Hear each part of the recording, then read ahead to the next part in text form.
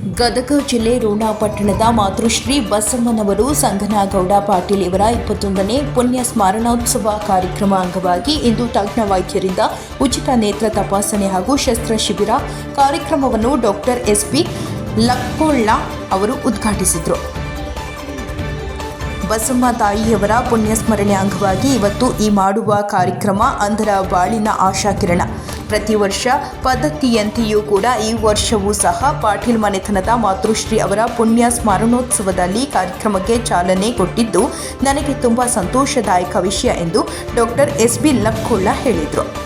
ಕಾರ್ಯಕ್ರಮದ ದಿವ್ಯ ಸಾನ್ನಿಧ್ಯವನ್ನು ಗುರುಪಾದ್ ಸ್ವಾಮೀಜಿಗಳು ಗುಲಗಂಜಿ ಮಠ ರೋಣ ಅಧ್ಯಕ್ಷತೆಯನ್ನು ಸನ್ಮಾನ್ಯ ಶ್ರೀ ಆರ್.ಎಸ್. ಪಾಟೀಲ್ ಮಾಜಿ ಸಂಸದರು ಬಾಗಲಕೋಟೆ ನಾಡಪ್ರಭು ಕೆಂಪೇಗೌಡ ಪ್ರಶಸ್ತಿಗೆ ಭಜನರಾದ ಸನ್ಮಾನ್ಯ ಶ್ರೀ ಬಿ.ಎಸ್. ಪಾಟೀಲ್, ಅದೇ ರೀತಿ ಖನಿಜ ಅಭಿವೃದ್ಧಿ ನಿಗಮ ಮಂಡಳಿಯ ಅಧ್ಯಕ್ಷರಾದ ಹಾಗೂ ಗದಗ ಜಿಲ್ಲಾ ಕಾಂಗ್ರೆಸ್ ಸಮಿತಿ ಅಧ್ಯಕ್ಷರಾದ ರೋಣ ಹಾಲಿ ಶಾಸಕರಾದ Shri GS. Patil, KCC bank Dharwad ಮಾಜಿ ಅಧ್ಯಕ್ಷರು ಶ್ರೀ ಐ.ಎಸ್. ಪಾಟೀಲ್, ಗ್ಯಾರಂಟಿ ಸಮಿತಿಯ ಅಧ್ಯಕ್ಷರಾದ ಮಿಥುನ್ ಜಿ. ಪಾಟೀಲ್, ಕಾಂಗ್ರೆಸ್ ಪಕ್ಷದ ಯುವ ಘಟಕದ ಶ್ರೀ ಅಕ್ಷಯ್ ಐ. ಪಾಟೀಲ್, ಮುಖ್ಯ ಅತಿಥಿಗಳಾಗಿ ಡಾಕ್ಟರ್ ಕೆ.ಪಿ.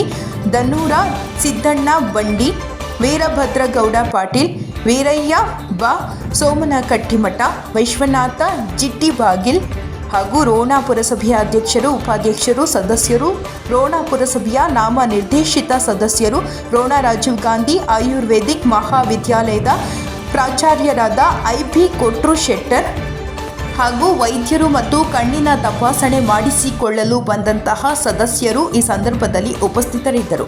ವರದಿ ರುದ್ರಪ್ಪ ಹೆಬ್ಬಳ್ಳಿ, ರೋಣ.